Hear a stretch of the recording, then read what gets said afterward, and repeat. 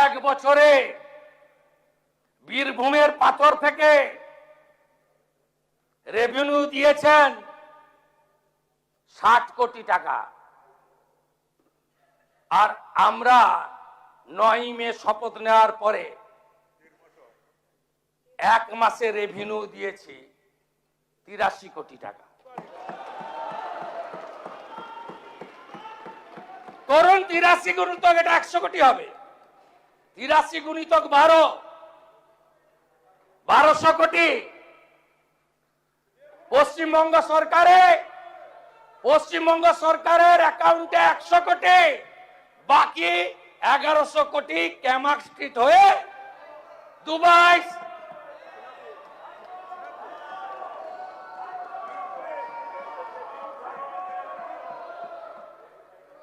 ये तो पहले झांकी है, अभी बहुत कुछ बाकी है।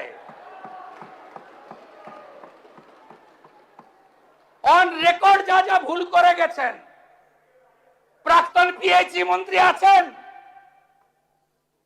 পিএইচই ঠিকাদার কাকদ্বীপের স্টেট ব্যাংকের ব্রাঞ্চ থেকে আইপ্যাকের অ্যাকাউন্টে 10 কোটি টাকা ট্রান্সফার করেছে। ছেড়ে দেবো? আপনি ভেবেছেন ছেড়ে দেব? ছেড়ে আমি দেব না। মানুষ এসব করার জন্য আমাদের জিতিয়েছেন।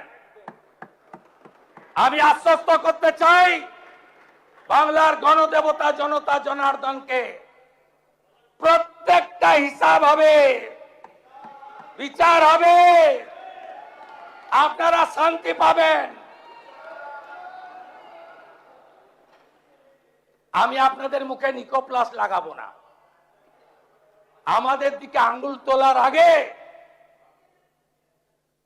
আপনারা যা যা করেছেন সেগুলো বলার পরে আঙ্গুল তুলবেন। কোন ভদ্রলোকের গায়ে কেউ হাত দেবে না। আমরা মনে করি যে শোভনদেব চট্টোপাধ্যায়দের মতো বেশ কয়েকজন ভদ্র রাজনীতিবিদ আছেন, সবাইকে মিলিয়ে ফেলবেন না। সমর মুখার্জিকে দেখলে এখনো উঠে শ্রদ্ধা জানাই। রতুয়ায় বিজেপি কর্মীরা ক্ষুব্ধ হতে পারে, যা সত্যি তাই বললাম। আপনারা সবাইকে এক জায়গায় ফেলবেন না। জাহাঙ্গীরদের কেউ বাঁচাতে পারবে না, শওকত মোল্লাকে কেউ বাঁচাতে পারবে না, শাহজাহানকে কেউ বাঁচাতে পারবে না, দিলীপ মন্ডলদের কেউ বাঁচাতে পারবে না, রাজু নস্কর থেকে বাপু সোনার মতো গুন্ডাদের কেউ বাঁচাতে পারবে না। নিশ্চিন্ত থাকুন, নিশ্চিন্ত থাকুন। আরো কড়া আইন আনা হবে, আরো কঠিন ব্যবস্থা হবে।